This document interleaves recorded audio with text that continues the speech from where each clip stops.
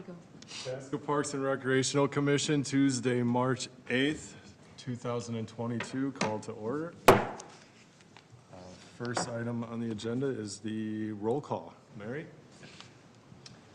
Chair David Downs. Vice Chair Jason Branch. Here. Elizabeth Wyving. Here. Georgianne Keyport. Here. Zach Saressig. Here. Danielle Higheye. Here. Carly Sitch. Here. Michael Hoyer. Here. Terry Schwerm. Here. Thank you. Thank you, Mary. Next item is to adopt the agenda. Does anybody have any changes, comments, or anything on tonight's agenda? All right, hearing none, I'll ask for a motion. I move to adopt the agenda. I second the motion. Motion by Wybean, second by Hi.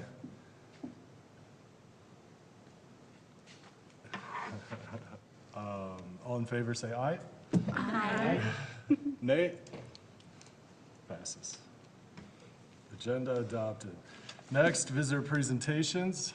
Seeing nobody here, anybody online? Doesn't appear there's anybody online. Okay, so we'll close that part. Next item is approve previous meeting minutes. Any discussion changes on the minutes from last month? Okay, and I'll ask for a motion to approve the previous meeting minutes. Motion to approve the minutes? Thank you, Zach. Second. Second, Wyvian. Previous meeting minutes are approved. The next item on the agenda is discussion items. First would be the introduction of our new commissioners, Terry Schwerm and Mike Hoyer. I'd just like to start by saying thank you guys for volunteering and just being a part of the community, and great board. And I know I said it last week and I'll say it again, we have a lot of great things coming up. We met and had an opportunity to talk on Monday, so that was really nice to get to know you guys a little bit better, and I think you're both going to bring a lot to the table, and really excited to have you here. Terry, do you want to let us know a little bit about yourself? Sure.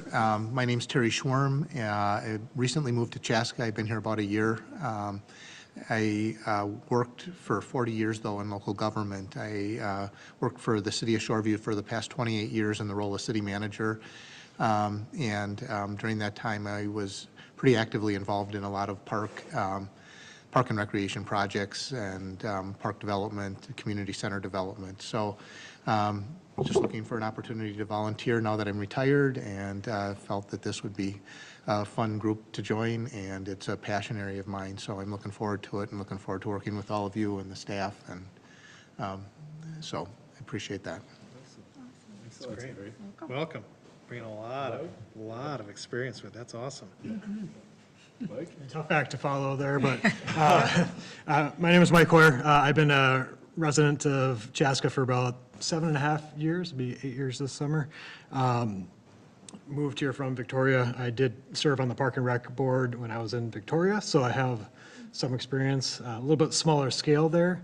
I currently work for Lifetime, so fitness and all that stuff is definitely a passion of mine, and want to be more involved in the community. I do coach competitive soccer with CC United, so a lot of ties with them in the community as well. So looking forward to serving on the board and helping grow the Park and Rec here in Chaska. Awesome. Wow. Yeah, welcome to both of you. Lots of experience, man. Great job. Never recruited these guys. Great job. Really put the feet. Wow, that's awesome. Thank you guys very much. And I'll just say welcome to Mike and Terry. Echo Commissioner Branch's sentiment, but look forward to working with you over the course of your time here on the commission. One other update I have just kind of regarding the commission too is a youth representative. Oh, yeah. So City Council interviewed 2 youth representatives back on February 28th, and then interviewed a third one last night at their council meeting, and ultimately appointed Rhoda Hozan. So Rhoda will get to know her a little bit more and welcome her to our meeting in April. So we're looking to having a youth representative serve on this commission as well. And then I'll give a little bit more of an update on our community center master plan, but one of the individuals that interviewed for the commission, the city council would like to appoint to the citizen task force. So we'll be reaching out to that individual as well. So, and before we go into the next agenda item. I got it. Okay, there you go. Next item on the agenda is to receive the council and planning minutes. The council planning minutes from January 3rd and January 24th, along with the planning minutes from January 12th. There's no motion necessary here. We just receive the minutes. Does anybody have any comments on either of those minutes from last month? I did have a comment. I believe the park that is actually not owned by the city and is owned by the school, perhaps, that one park on Maple was mentioned in one of the minutes. And someone said that they've been clearing trees, but, you know, not much has happened with that park. So I know we've discussed this in closed meetings before, you know, where is that at? What's going on? Can we partner with the school to do anything with that land? I just noticed, I think that's the same park that was mentioned. You're referring to the former, what people referred to as Fireman's Park 2? I think so, yeah. Yep. Yeah, so that was basically a planning item that went through the planning commission and city council. So they've moved forward with that being a housing. There's going to be housing there. We had talked about it as a park and rec commission a while back, you know, and that while it was serving a purpose, the city never did own that land. That was always owned by the school district. And they were looking to sell off extra property.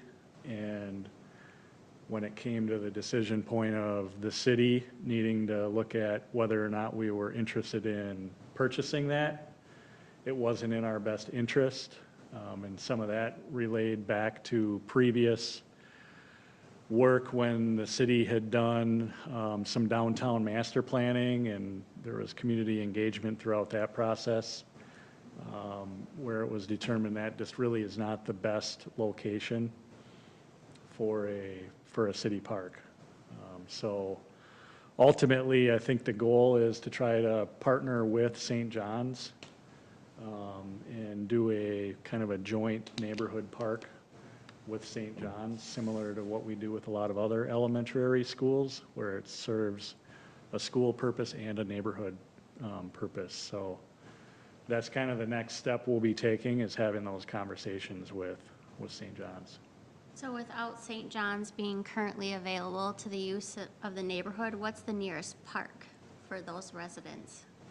And actually, St. John's is very open to people using the park. Are People they? already use it. Okay. It's just we're not necessarily, you know, labeling it or as a city park or. Don't they have a fence around it? Yep. Kind of seems like, you know, stay out, Yeah. don't use it. Yeah, but it gets used Okay, in the evenings and weekends. It's used by the neighborhood already, okay, great. so. I'm pretty sure on the. But otherwise, Oh, sorry. I'm The pretty the other sure- nearest park, there's one just to the east. What is that? Yeah. No, hold on one second, I can, You can put it up on the screen, Marshall? yeah. While you're looking for it too, I was looking over the most recent, like downtown and Highway 41 master plan that's up, and I'm pretty sure in that area just to the east of St. John's, there's like a it says something like city mixed-use park space or something like that. It's worth taking a look at, because I was like, oh, look at that, because this is something we discussed briefly before. Okay. I'll pull up a map here and then we can take a look at it. I remember we talked about it, but now I can't seem to visualize it. I just know that when we first started talking about this, we had residents come to the park board and were concerned about this, so I want to make sure that they are looked after and there's going to be a plan for park space. It's just a grassy field now, isn't it? Or grassy open So space? this is where you were talking about? Yeah. This is the parcel of land? Where's St. John's there? back this way. And St. John's is right here. Oh, way over there. Okay. Yep. So the idea is to have a little bit more of a centralized neighborhood park location that serves the east side of Highway 41.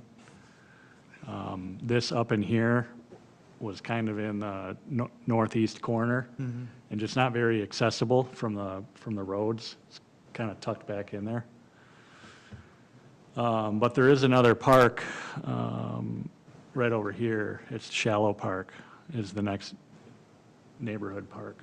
It's not too far away, actually.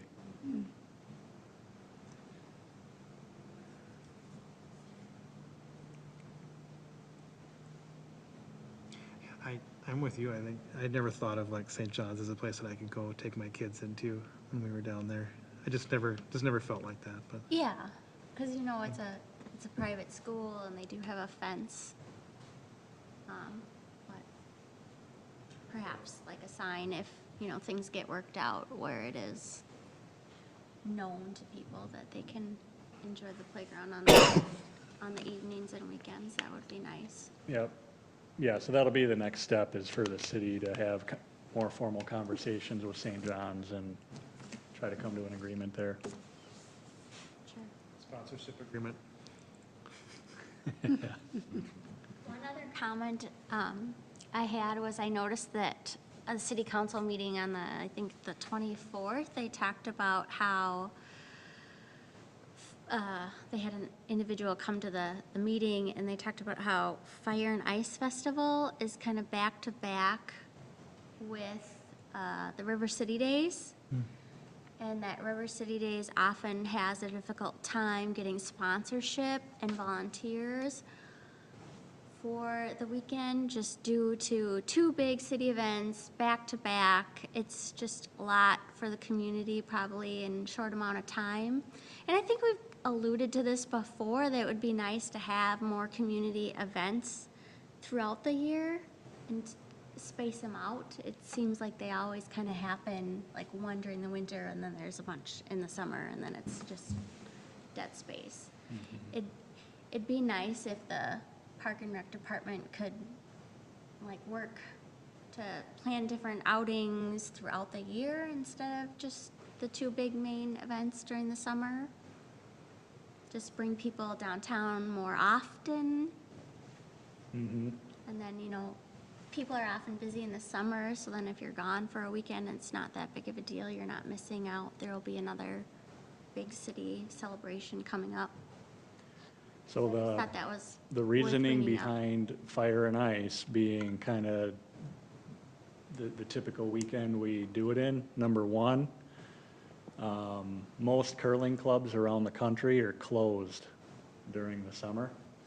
So it's a major attraction for outstate curlers to be able to come to a premier curling facility during the summer. So they literally plan a vacation around it. And that's something we learned when we had to move it to the fall this past year due to COVID.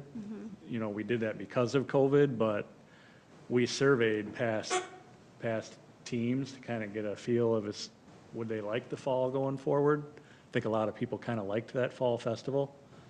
But that actually, they liked the summer because of that aspect I just explained, but then also in the fall, a lot of times it bumps up against their fall leagues, where they're already curling at their respective clubs. And it's also a mechanism of when we are between curling seasons in our summer session and when we take ice out and do maintenance. So those are some of the big factors of why we're typically doing it that particular weekend. We can certainly have discussion with River City Days if there's something in the future to look at it differently. We're open to that. But I know probably this year and next year, we're already scheduled out. Like, we literally have our system currently already planned for those maintenance type items. But can certainly look into just having discussions with River City Days. Who was the person that came to the meeting and brought that up? Was it just a community member, or was somebody involved in the planning on either of those events? It was Planning. River City Days. planning for River City Days, yeah. Yeah, I think Matt Paderowski said that they've already been booked out for 2022, but he believed that there was an opportunity for 23 to possibly move either event and maybe most likely River City Days. I know that's been happening that kind of similar weekend for as long as I've lived here, which I won't say how long that is, but I don't know. I mean, I think it'd be good if the 2 weekends were kind of a little bit separate and it just could fall, draw more people down on just not kind of 1 month of the year. Absolutely. We've never been to River City Days because it's always the same, like, town days as Yep. where my husband's family's all from. So it's kind of a history, which would be hard, people don't like change, but So true. I don't know, I think it's worth looking into. Well, we now have the Oktoberfest at the end of September. We do our Touch a Truck in August. We do, the Halloween event in October. So we typically have like one large community event pretty much every month. And then we've also got our weekly Wednesday Fireman's Park concert series.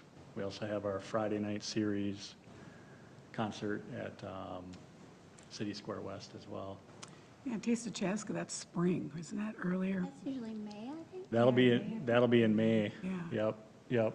Well, you're right, there's quite a few things, Yeah, and then the farmer's market yeah. is on Wednesdays too during the summer.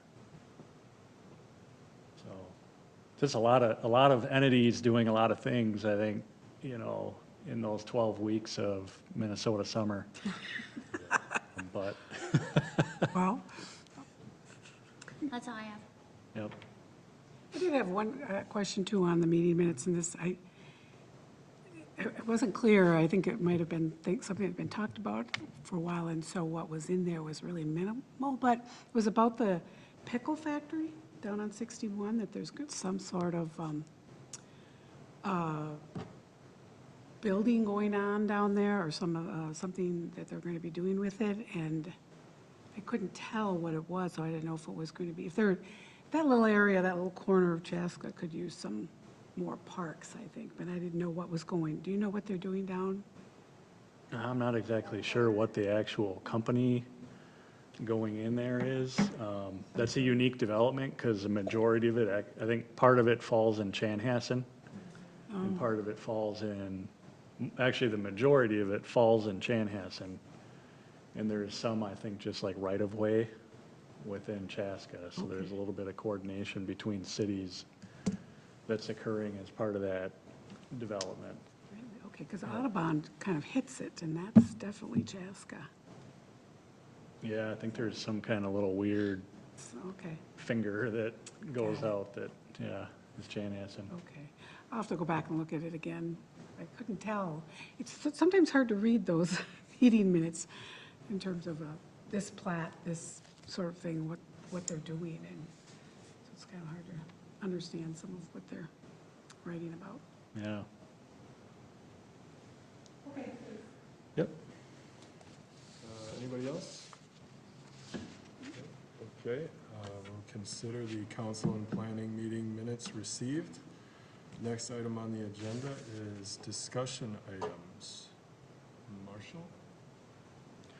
All right, so give an update on the community center master plan.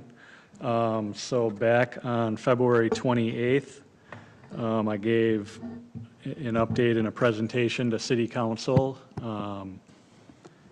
to seek their approval of your recommendation and staff's recommendations of Perkins and Will as the architect moving forward. And so they passed that motion. And then also gave them an update on the process and the recommendation for the appointment of the citizen task force. And I know Zach and Danelle were a part of that process, so maybe you want to share kind of your thoughts on the process and what you thought about that. We just live in such a fabulous community. Honestly, I told Zach this separately, that, you know, there's a lot of really hard things going on in the world, and it was just so refreshing to hear how excited so many of our community members are about our community and what it means to them and what the community centers meant to them and how they value Chaska for raising their families. And it was really refreshing, and we have some really great people that are going to be a part of the task force.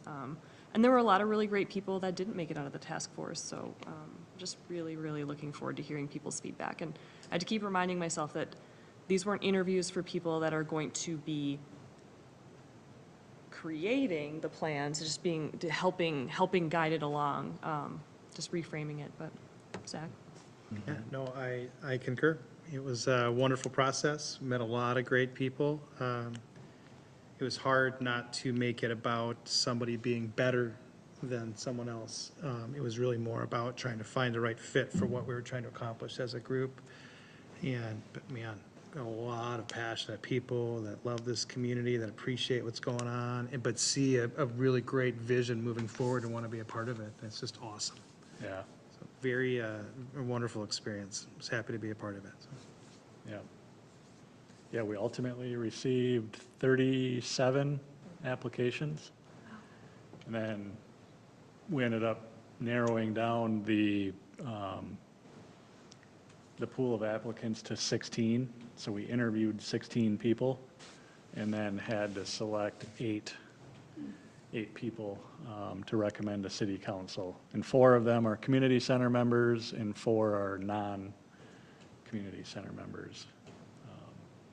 But I agree, it was fun and I think educational to just hear them talk, because we kind of asked them, you know, what comes to mind as they think about the community center in terms of the strengths and, you know, what are the things that we're doing good right now, you know, and then what are the areas we can improve on, or, you know, what are some of the opportunities. And it was pretty cool to just hear the kind of what the community center means to the variety of people, and you know, how their families are engaged. And Did any of you learn anything like surprising that kind of shocked you to hear from any of the community members? Parking. Apparently parking's really difficult. No way. It is. Right. well, it's funny because parking came through on the written application, but when we were interviewing people and we asked that question, it wasn't until like the 7th person, I think, until they mentioned parking. But I think it was almost like that's an obvious. And so they were talking about just other stuff, but People Yeah. pointed out underutilized spaces that I wouldn't necessarily have thought of, like back behind the brick room along the whole wall of windows. I never go back there, so I'm like, oh yeah, that exists. It's there. And people pointed out different spaces. You're like, oh, if you don't walk over there, you just don't even think about it. It was nice to hear some of those perspectives of what are we doing with this and what could we put here. And did anything surprise you, Zach? No, it was just really great to see how much people had paid attention and knew the space. Some people knew the history of it, talked about, oh, I've been going there for years, my kids have been going there, and I went there when I was younger, and now my kids go there, and just great. No major surprises, just really, again, like, wow, people know that space, they're emotionally invested in it, and are excited to be a part of it. Just to see it happen, even if people were like very candid, like, even if I'm not a part of this, I'm just glad we're, you know, this is gonna be something really cool. It's a great facility. We're gonna make a great facility even better, you know? That's Yeah, great. so one of the task force members, his name is Mac Williamson, and he was on the original task force 31 years ago, That's awesome. for the original building, and then he was on the task force as part of the Arts Edition as well. Wow. So, so that's pretty cool that we got that historical perspective at the table. So since then, the project management team, so that's 11 staff across multiple departments. We've already met with Perkins and Will. We had an in-person meeting last week. It was an opportunity to just kind of talk through schedules. We started sharing kind of some of our staff perspective thoughts on what's working well, what isn't, what are some of the kind of the gaps we see in program offering. And then we went on a pretty robust tour of the facility and just kind of had the opportunity to point more things out to the architects so they can start putting some analysis together. And then the next steps we have planned, they're going to be sending out some of their sub-consultants the latter half of next week to do some more thorough analysis of the building and a lot more of our mechanicals and structural. So really putting together kind of that facility conditions assessment. And then we landed on, I think April 11th will be our first citizen task force meeting. So I'll be communicating that out here in the next couple days with the agenda that'll follow for that first meeting with the citizen task force. So it's exciting. Another big project that we're about to launch. Any other questions on the Community Center Master Plan project? I'm going to ask a question just because I'm new to this. Yeah. What's the time frame for the project and, you know, is it starting relatively soon or years from now, or what's the time frame? Yep, good question. So I think the planning itself will probably take, I'm guessing, 8 to 10 months, because we'll want to do a lot of community engagement, and there'll be several focus groups that we're going to want to sit down and have meetings with. I've already put that initial list together. I think it's like 25 focus groups that we'll consider having meetings with. So about 8 to 10 months to go through the planning process and ultimately land on a concept, you know, with estimated costs associated with that concept to get approved by city council. And then from there, you know, we'd have to take the next steps towards understanding what are our kind of financial strategies to implement the plan. You know, then we'd have to bring in architects and kind of dive in deeper into the design of those concepts. So still a little ways out before we're probably seeing any, you know, walls getting taken down or anything like that. But, That's helpful. Thank you. yep.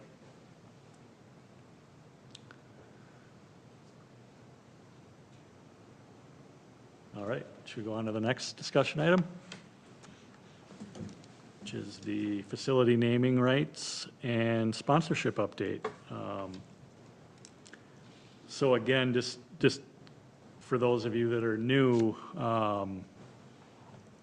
we've spent probably, a good 6 to 8 months looking at the notion of potential revenue as it relates to naming rights and sponsorship. And so a while back, we had conducted a work session with the Park and Rec Commission and a separate work session with the city council, and just talked about the idea and generally wanted to understand, is this a direction we want to investigate further and see what the opportunities are, which everybody had agreed to. So we had then gone out through an RFP process. And then narrowed it down to a couple of consultants, did interviews and whatnot. And ultimately, the city council approved staff to enter into an agreement with the Superlative Group.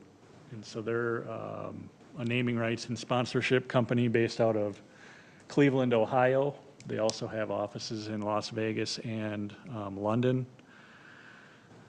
But they'll ultimately work alongside us to help us understand what those potential opportunities are. So we're just kind of kicking that project off as well. We're kind of in the current stage of providing them information. So they've submitted an information request. And then next week, Tuesday, they will be on site. And so throughout the afternoon, we'll go through the various city facilities for them to tour and take pictures and start to put together information. And then they'll ultimately take all that back along with the information we provide them and, further ongoing meetings and put together a valuation report. And so that report will really kind of tell us what they see as the potential revenue for the various facilities we're going to have them take a look at. And then it's from there where the city council will ultimately decide, is this something that we want to take the next step and have them negotiate on our behalf. So still in the early stages of just trying to kind of understand what the opportunity is. Marshall, what facilities will you be touring? I mean, the curling center and the community center, I imagine, but where else? Yeah, so I'm also going to take them over to Athletic Park, Chaska Town Course. I'll take them over to the future community park. And then I think it'd be kind of hard, but generally give them a sense of like our trail system would be another, I think, facility I think that we would have them consider looking at. So. Loop. So the loop has already, in theory, already gone down this road. So they've, the city worked with the Learning Links, and the Learning Links ultimately obtained sponsorship to help fund some of the kind of that whole part of that project. So I think a lot of the holes actually are sponsored by businesses. Yep. So I think to me, that's like an example of how this can be done. And it was a successful way of kind of maximizing an improvement at that golf course. So. Anybody else have any questions, comments? Okay. 7D, pedestrian and bicycle master plan update. Yep, so this is, again, for Mike and Terry. We've been working on a pedestrian and bicycle master plan, I'd say, well, over the last year, actually. Had a lot of great community engagement throughout the process. Been working with a project steering committee, along with the city staff project management team. We're at the point where the draft of the plan has been completed. And where we're kind of at right now is really needing some more time for internal staff review of this draft plan before we put it out for public review. I think the main thing here is what we put out there, we want to make sure it's implementable for it to be successful. So there's some elements, I think, especially within the engineering section of the plan that, has a little bit more detail and some more more financial impact, I would say, to making improvements that we just need to take a look, kind of a deeper look at in terms of, I guess, maybe feasibility, so to speak. So I'm thinking we're going to need 2 to 3 more weeks, probably internally, to review that. And then in the meantime, working with Kevin Wright, our communications manager, where we'll look to get the draft of that plan on the website for public review. And then I think we'll also consider just talking with Commissioner Wyveen. You know, one of the reasons we were doing the public review online was because we were still kind of dealing with COVID. But now that it seems like that's easing, and the fact that maybe this internal review process is going to need a little bit more time, it could lend itself to reconsidering that kind of public review process to include some sort of a open house of some sort. You know, or maybe we piggyback onto the Taste of Chaska event and have a booth there or something to that nature. Early spring ride. Yep, or an early spring ride, yep. So, I mean, there's going to be, I think, ongoing, you know, energy is going to need to be, you know, out there to, you know, implement some of the ideas coming out of this plan. There'll be an implementation committee we'll put together. And kind of like we had said a while back, you know, I think some of the key things in the plan that are going to be easier to implement out the gate are some of those encouragement recommendations, the education, and maybe some of the evaluation components that really don't have a high price tag to implement, but really just kind of getting more awareness and more people out biking and walking in Chaska.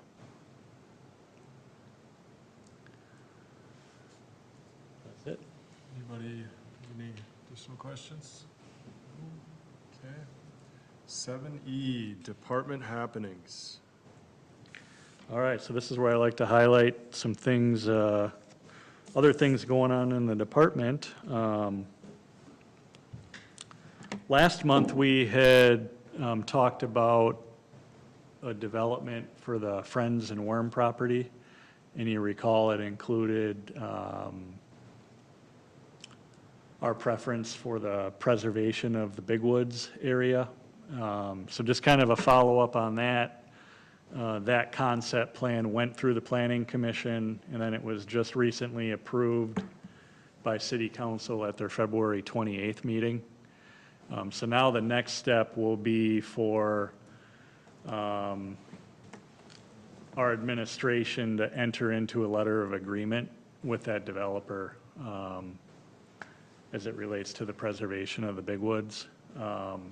My understanding from Nate Cabot, our Community Development Director, is that there's quite a bit of items to be worked on before that developer would bring back a preliminary plan to the city. So it could be a little while yet before we see anything come back, but I'll just keep you up to date as I know more on that. But just wanted to kind of follow up since we had talked about that last month. Another exciting item I'll share, I'm going to share my screen just to pull up the map again. So we are working with Carver County Public Works, and they are taking the lead on submitting a grant for for essentially a portion of a regional trail. And so, how do I want to word this? In previous comprehensive plans, the regional trail that was always allocated kind of in Met Council's plan was to essentially follow Highway 41 going north. And in our 2040 comp plan, we had suggested and submitted in our plan to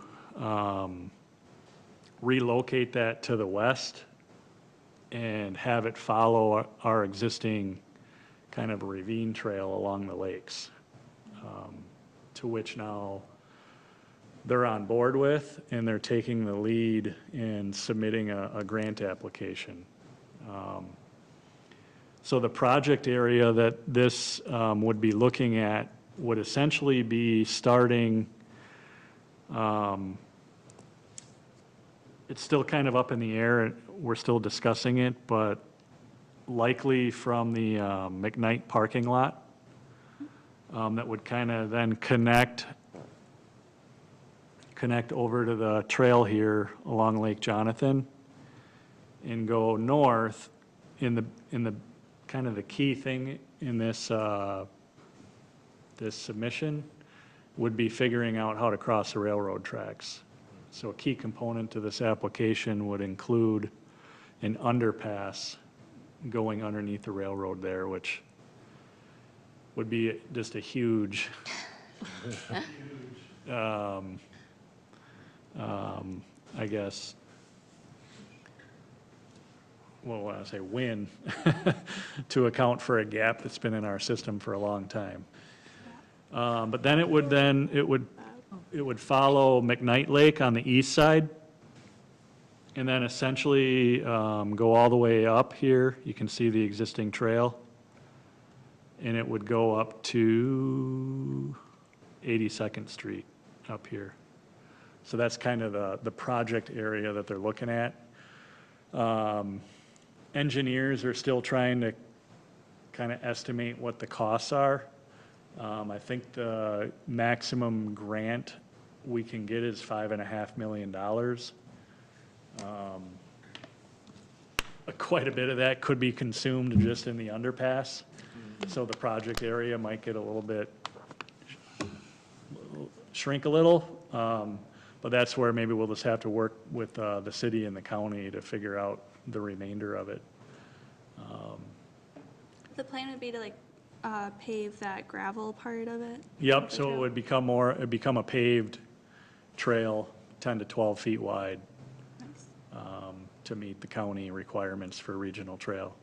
How would the new development that's going in the Oak Ridge Conference Center impact the ability to get this done? Like what has that development's plan been? Or I guess how much easement does the city have to where that development starts all along the side of the lake there? Do you know? You show that on the map?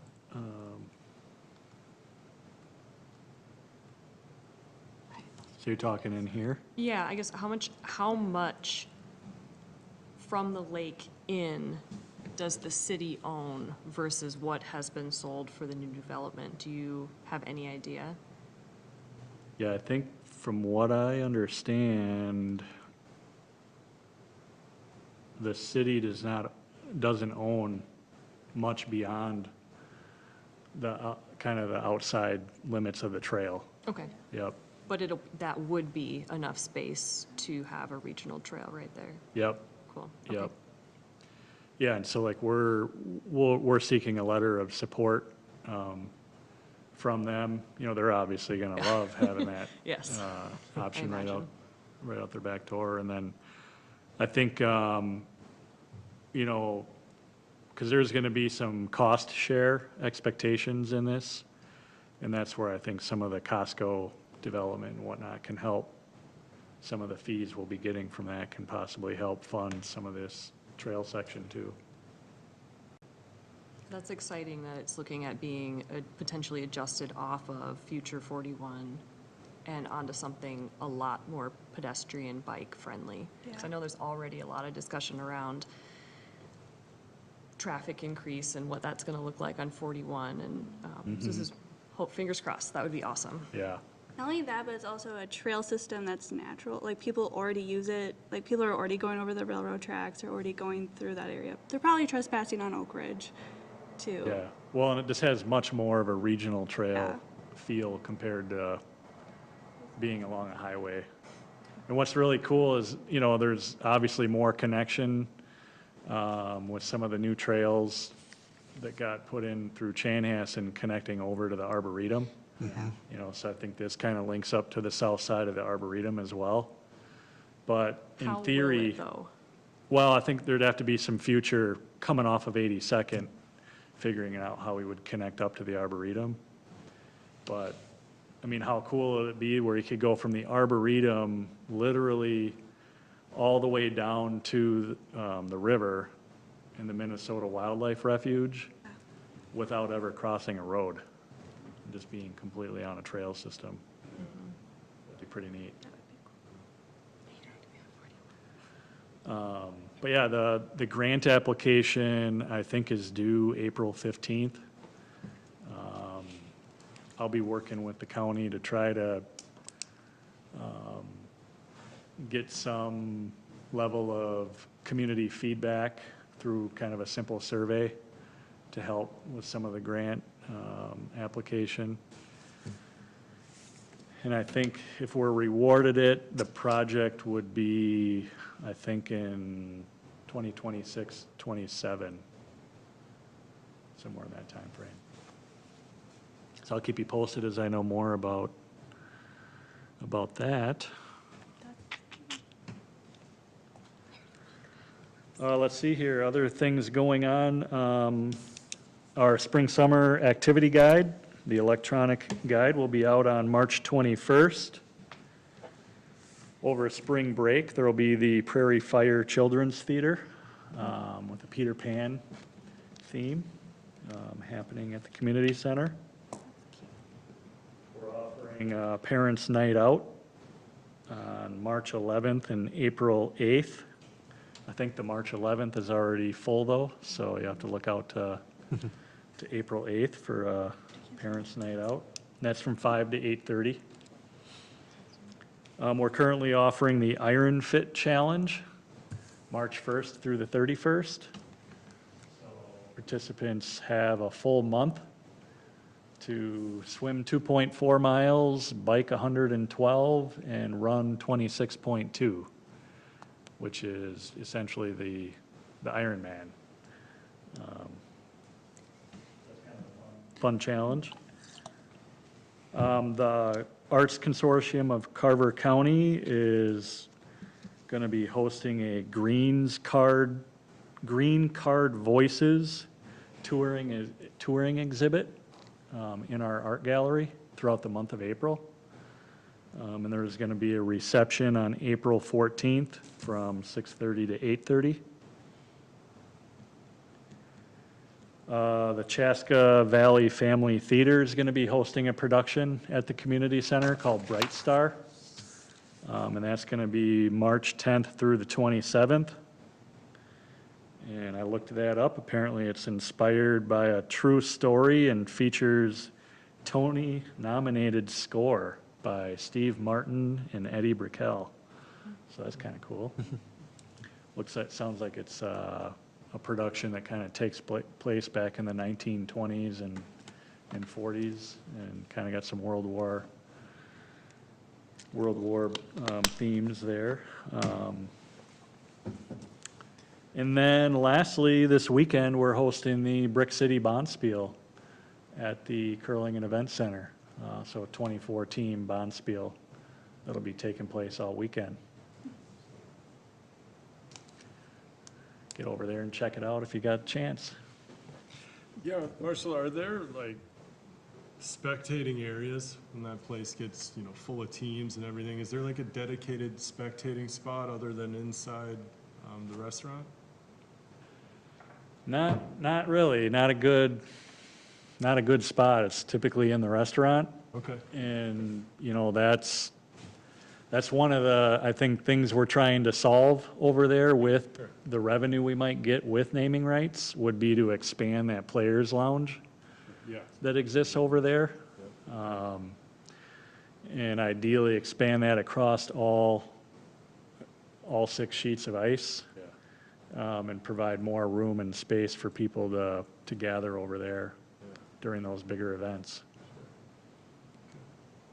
Is there space for that? I was discussing with someone recently, or would the building have to be pushed out? Or is there like a hallway where that's possible? Yeah, we could expand out towards the sidewalk, I think another 10 to 14 feet, and then run it across the whole length of the building, Oh, okay. to kind of have windows across all 6 sheets. There's already been, some initial drawings, architectural drawings, looking at that. So it's feasible.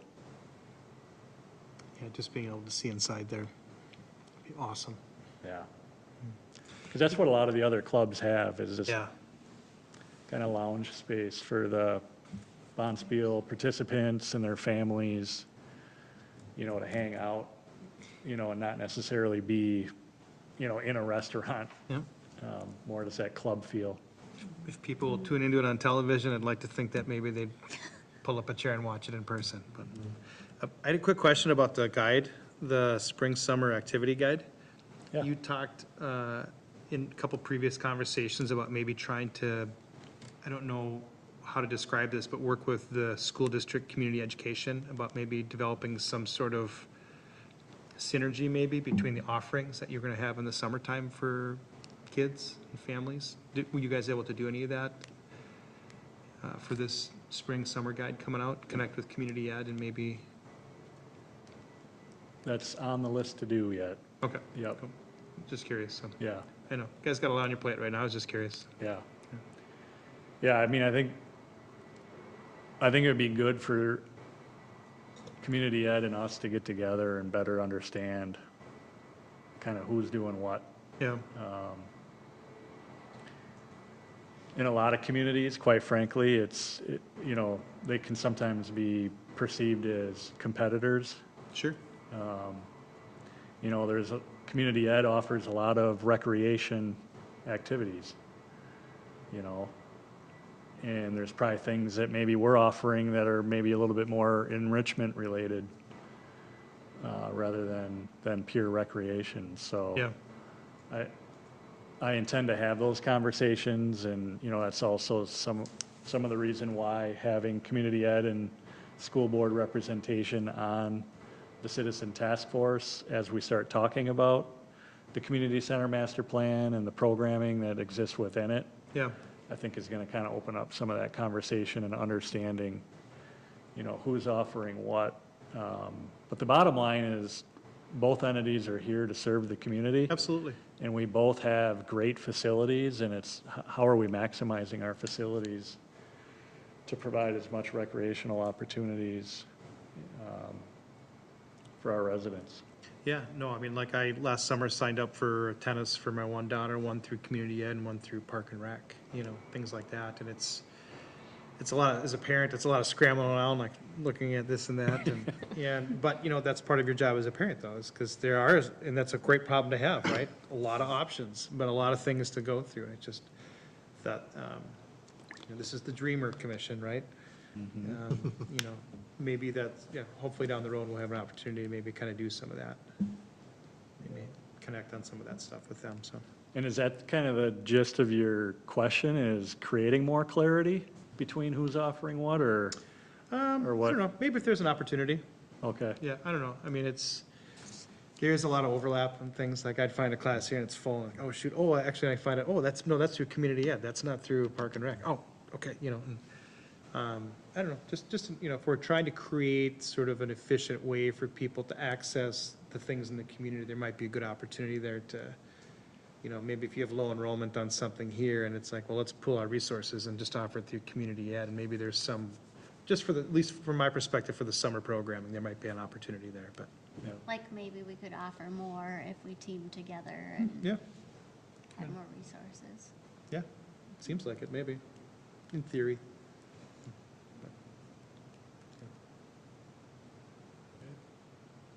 Thank you.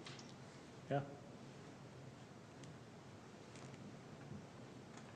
All right, that's all I had, Jason. Excellent, thank you, Marshall.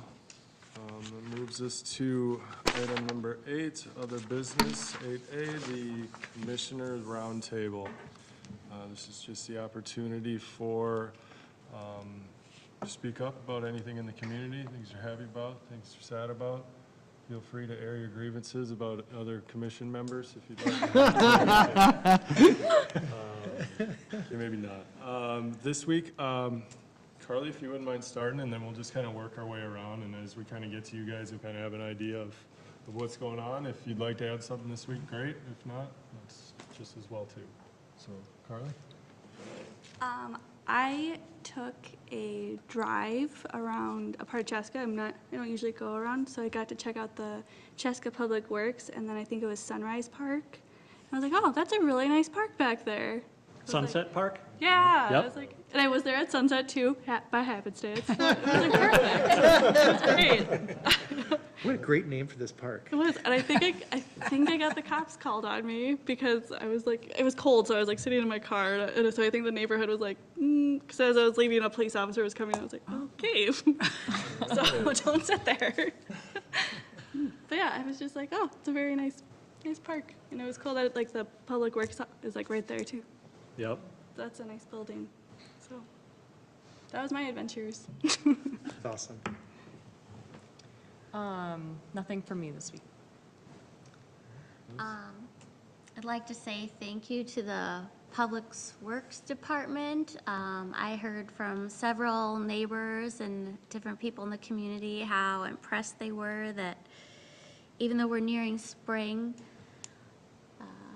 everything was plowed on Sunday after the ice and the snow, the salt was down. People were able to still get out and walk on the paths or go running in the winter. And I heard that was not the case in other communities. Their paths were not plowed, and so just commend those workers. I'm sure they're up at terrible hours on the weekend, and so that doesn't go unnoticed. Be sure to share that, because they do a fantastic job. And Brian was sharing at our department head meeting that it was kind of a rough weekend. And he had said, I think when the crews got back home, they had got a call that some of the streets were clogged and starting to flood and going into the neighborhoods. He had to call his crew back in and resolve those issues, and they come in at all times of the day to take care of things, for us to get around, so. Yeah, I'm sure it's kind of getting old. I see some of my neighbors didn't even bother to shovel. They just drove over there until it melted. Yeah. They looked at the forecast. Right, yeah. The only other thing I saw is, I think Georgianne mentioned the loop, and February 10th, there was a community email that went out trying to drive anticipation for the loop's opening, not until fall of 2022, so this year. But there's videos out about it, and as the snow starts to melt, you can kind of see the grass coming through. They seeded that last fall. So kind of getting excited to see that come to fruition. We've talked about it for a long time, and I'm just pumped. It's been getting some pretty good national attention, Yeah, too. Yeah, Yeah. and they had clips on that email where you could watch some of those. I think they made I read in a magazine, it was a golf magazine, the top 5 golf courses to watch, and it was in there. They had written up a little paragraph. That's awesome. Yeah, it was like, whoa, in a national golf magazine. Yeah. Finished up a session of swim lessons for 2 of my daughters last Saturday. They both moved, or the weekend before, excuse me, they both moved on to the next level, which is great. And then only one of them opted to sign up for the next session, so, which was very easy to do, by the way. Again, click, click, click, signed up, done. So very easy to enroll and stuff through the way that you have the guide set up right now. It's just awesome. We've enjoyed going to Open Skate on Sundays from noon to 1:30 for a few Sundays. I did not grow up on a pair of skates, and I think my daughters appreciate that I'm going out there with them, and, it's a level of vulnerability as a grown man who is supposed to be the hero and savior of my 3 elementary-age daughters, and then they see me get out there on a pair of ice skates, and it's like, all right, this is my hero, you know? It's been so much fun, though, really fun activity to do with them, and it's been great seeing so many people out on the ice. Like, wow, I mean, it's just littered, and it's all ages. You see people just meandering about, you know, different ages. You can tell they're starters like me, you know, kind of like, you know, doing that walk around the ice. And then you see these young kids who just like were apparently born with a pair of skates on, possibly imports from Canada. And they are just flying around in between people. And man, it was just so much fun. Really enjoyed that. And so my daughters have really enjoyed that. And a couple of them have talked about wanting to take skating lessons now there. So,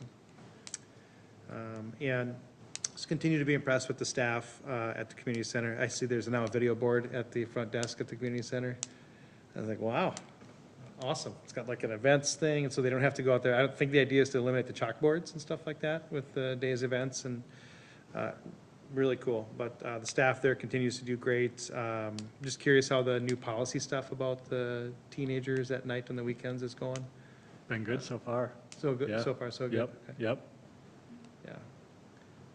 But anyway, just loving it. Loved the task force stuff that we did. Danelle and I got to do with you guys. It was just so cool. Very like, aha, let's do this, you know? So anyway, that's all I got. Thank you. I was going to put in a plug for, now that you said it was Park and Recs or Community Ed, I'm not sure which, but there's an event that they do every summer. It's called Paddle Club. And I've been doing it for, 5 or 6 years now. And it really, what it is that they bring paddle boards and kayaks and canoes, and you can paddle all of the lakes in the area. So Chaska has a club, Victoria has a club. And I had lived here for 27 years, and I had no idea how many there lakes were in this community. And it's really a lot of fun. It's either, depending on which city is sponsoring it, it's on a different night. So Tuesday, Wednesday, Thursday nights, I think, is when they do it. So the sign up, I think, is March 21st coming up. So and it's all adults, and you just meet people who want to, spend time on water. And it was just eye-opening to me that there were so many lakes in the area. It's really, I think, all of Carver County. So you visit all the lakes throughout the summer. Yeah, it's kind of fun. I think it might be a Park and Rec thing, because that's the same day that the new guide comes out, March 21st. Oh, might be. Okay, that might be it. Deductive Very reasoning. good. Yeah, that's an example. That's a partnership with Carver County. Their Okay, Park and Rec department, we partner with on that. Carver County, okay, So, excellent program. Utilize their instructors, but we promote it and take in registration. That's Okay. really cool. For me, I think very little to add today. I know I just came from soccer practice, and I was talking to my director of coaching, which I know he's eagerly, and all of us that have teams here are eagerly waiting to get outside on the fields. I usually practice at McKnight, and other teams practice at Clover Ridge. I know they've always had great, exceptional fields there. Hopefully our permits come early and we can get on those fields if they dry up enough. So that's the only plug I want to make is we're ready to get out of, well, we get kicked out of the dome anyway at this time because spring sports, but that would be the plug I want to make is, hopefully we can get early permits to get outside this year. So you're normally in that bubble then, right over by? Yeah, we practice there.